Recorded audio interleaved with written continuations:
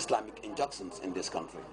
And because we know that and believe in it, we thought they could be the only reliable distributor of this gift to the Islamic community in the country. His statements were reinforced by Gamcel's senior marketing manager, who spoke of the company's corporate social responsibility of sharing with its customers. Modulamin Jata also revealed that an amount of $25,000 was donated to facilitate the transportation of the sugar to Muslims all over the country. A check of $25,000 was also given as part of their transportation. So that, you know, as part of our social responsibility, we owe up to the community, the general public, and also to our customers to share the amount of sugar that we have as a tradition to our customers. The President of the Supreme Islamic Council, Mamadou Lamin Toure, thanked the GSM service provider for what he described as timely gesture. He also commended them for sharing with the Council and the Muslim community at large, something that is highly consumed during this holy month. The general manager of Gamcel also stated that the company's major aim is to satisfy its customers with cutting-edge GSM service and other communication solutions, as well as plow back profits to the society with such gestures. The Gamcel boss asked the Supreme Islamic Council delegation to continuously remember them in their prayers, whilst urging all and sundry to make use of Gamcel service, as the company belongs to the country. Ndeye Seynabou Sène also buttressed that the Ibrom brand should be embraced by all Gambians. She thanked the efforts of His Excellency the President for engineering the birth of Gambia's first GSM operator. Other scholars of the Supreme Islamic Council, including Baba Drame Jr., Al-Haiba Hydra, Baba Drame Sr., made similar remarks and thanked Gamcel for their philanthropic move. Mohamed S. Jallo, Grts News. The Ministry of Higher Education, Research, Science and Technology in 2012 organized a National Science, Technology and Innovation Essay Competition in commemoration of the President's declaration of 2012 as the year of STI in the Gambia. In this regard, a press release from the Higher Education Ministry announces the winners of the essay competition for the lower, upper basic and senior secondary school categories. The first position in the senior secondary school category is clinched by Lamin Jabi of Nyoko Jataba Sankandi Senior Secondary School. Alaja Jasi of Tahril Senior Secondary School came out second, as Elizabeth Gomez of John Pickering Senior Secondary School bragged third position.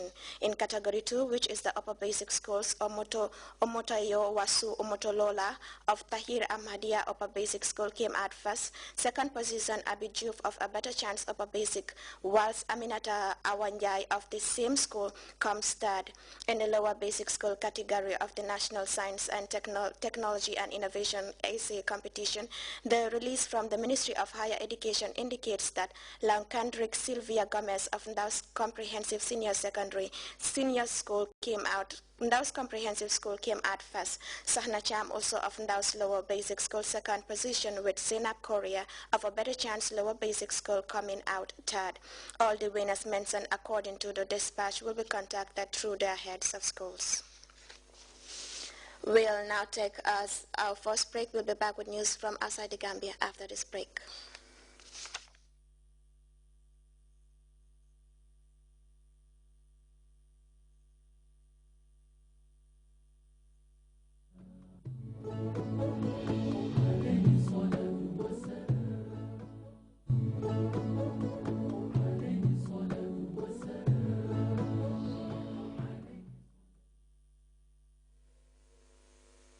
Welcome back.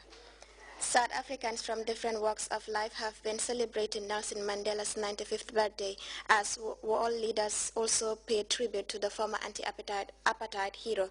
This as Nelson Mandela Day comes as Madiba recuperates from a recurrent lung infection in a Pretoria hospital. Let's turn to this CFI report for more. South Africans were preparing for a funeral. Instead, they got a celebration. Nelson Mandela turned 95 on Thursday. It's true that he has been in a Pretoria hospital for the past 6 weeks, but apparently he's getting better. This is what one of his daughters told members of the South African government. I'd like to assure each and every one of you gathered here, though I may not be a medical doctor, that Dada is making this remarkable progress, and we look forward to having him back home soon. All newspaper headlines are about this particular day, which was declared Mandela Day by the UN 3 years ago. Today, South Africans are thinking even more intensely about their national hero. I just want to say to Mandela, we hope he gets better soon. He's an inspiration to all of us.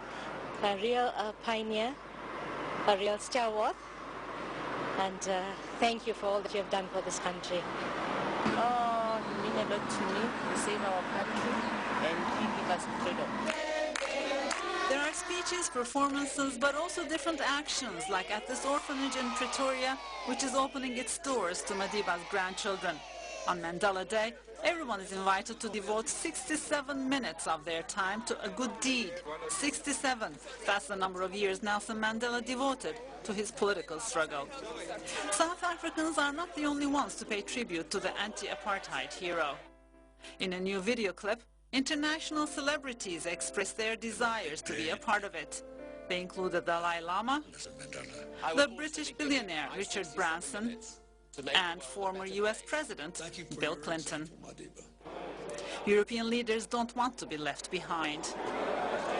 He is the man of reconciliation in his country, and the European Union is also built on reconciliation. So we feel very close, but he is a world figure as an example also for the youngsters in Europe. In Pretoria, crowds are gathering outside the hospital to sing and celebrate Mandela's birthday. And South African President Jacob Zuma is inaugurating a social housing project for those who need accommodation the most, including some white South Africans.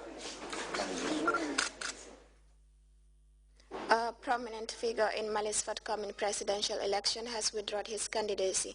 Sebli Dramé, a former government minister, cited excessive interference by France as one reason for his decision. He is also of the opinion that the July 28 ballot is too early for the conduct of a proper election. Details in this report. A prominent figure in Mali's election campaign, Sebli Dramé, withdraws from the race. He's accusing France of violating the country's dignity. To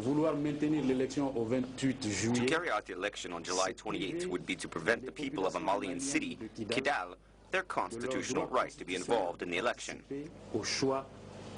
In Kidal, the conditions required for this vote are far from being satisfactory.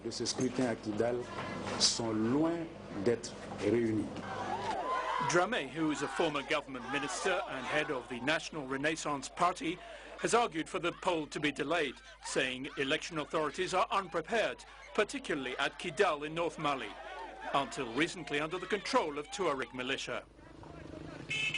Dramé accused French Foreign Minister Laurent Fabius of excessive interference in the Malian election.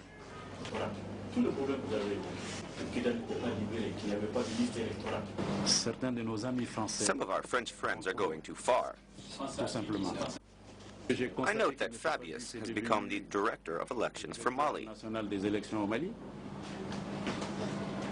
and even meddling in the appointment of an army general.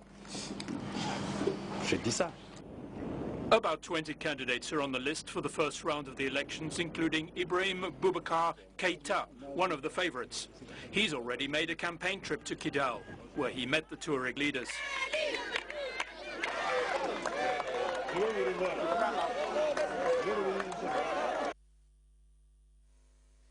And before we go, a reminder of our headlines. The new Qatari ambassador to the Gambia, His Excellency Mohammed Al-Kab, pledges to improve the already cordial ties between Doha and Banjul as he presented his credentials to President Jammeh. Trainers from the Police Academy, Immigration and the Gambia Armed Forces Training School are benefiting from a 3-day training on gender-based violence courtesy of the Female Lawyers Association of the Gambia. South Africans and people the world over have been paying tribute to Nelson Mandela as the former anti-apartheid icon turns 95 at the Pretoria Hospital, and a prominent figure in Mali's presidential campaign has pulled out of the race for perceived excessive interference by France. That brings us to the end of the news. Thanks for joining us. Stay tuned to GRTS and enjoy the rest of our programs.